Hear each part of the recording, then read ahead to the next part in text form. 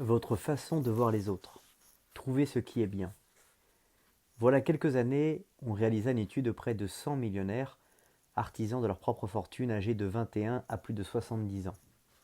Leur instruction était diversifiée, du primaire au niveau post-universitaire. D'autres traits, d'autres caractéristiques variaient considérablement. 70% d'entre eux, par exemple, venaient de villes peuplées de 15 000 habitants ou moins. Pourtant, ils avaient une chose en commun. Tous étaient des chercheurs de ce qui est bien. Ils pouvaient percevoir le bien chez les autres et le bon côté de toute situation. Je suis sûr que vous connaissez l'histoire du petit garçon qui, dans un moment de rage, crie à sa mère qu'il la hait. Contraint sans doute d'être puni, il sort en courant de la maison et se rend à une colline d'où il crie « Je te hais, je te hais, je te hais ». Du fond de la vallée revient l'écho « Je te hais, je te hais, je te hais ». Surpris, le petit garçon court chez lui dire à sa mère qu'un méchant petit garçon dans la vallée crie qu'il le hait. La mère le ramène à la colline et lui dit de crier « Je t'aime, je t'aime, je t'aime ». Le petit garçon le fait, et cette fois il découvre qu'il y a en bas dans la vallée un autre petit garçon qui dit « Je t'aime, je t'aime, je t'aime ». La vie est un écho. Ce que nous offrons nous revient. Nous récoltons ce que nous avons semé. Nous recevons comme nous avons donné. Nous nous voyons dans les autres.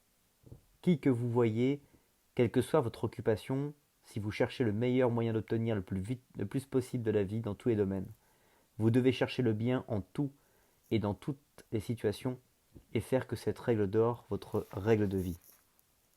C'est une vérité universelle que vous traitez les autres comme vous les voyez. Il est également vrai que, pour trouver le bien et les habiletés chez une personne, il suffit de les chercher. Ayant trouvé ce bon côté ou cette aptitude en une autre personne, vous la traitez mieux et elle travaille mieux. Il est donc intelligent et humain en affaires d'être un chercheur de bien. Ne décrochez pas la lune.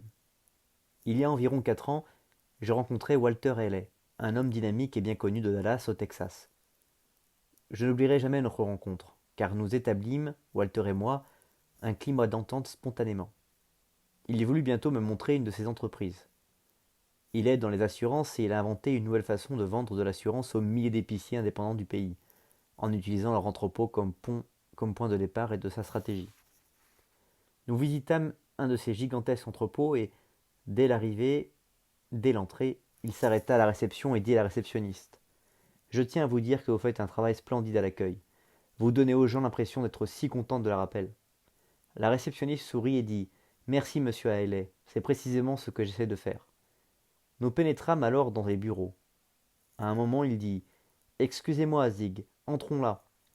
Je veux que vous rencontriez ce garçon.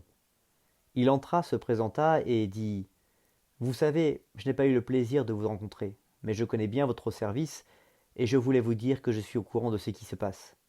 Depuis votre prise en charge, pas une plainte, ce qui est tout à votre honneur. L'homme sourit et répondit: Merci, monsieur Haley, je fais de mon mieux. Nous montâmes à l'étage supérieur et au moment d'entrer dans le bureau, il s'arrêta.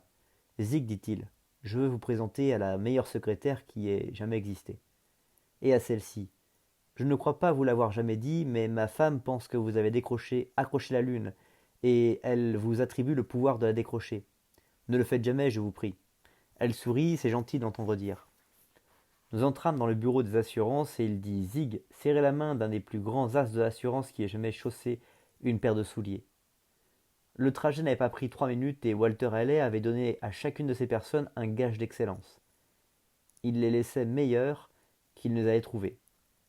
Il avait témoigné d'une sincère appréciation, ce qui les stimulait à l'enthousiasme pour leur travail et leur entreprise. En conséquence, je puis vous assurer qu'ils travaillèrent avec plus d'efficacité. Je puis également vous certifier que Walter Haley avait tiré profit de cette visite de bureau et moi aussi. Il est impossible d'encourager quelqu'un à bien faire, de lui donner un coup de fouet, sans en tirer soi-même profit.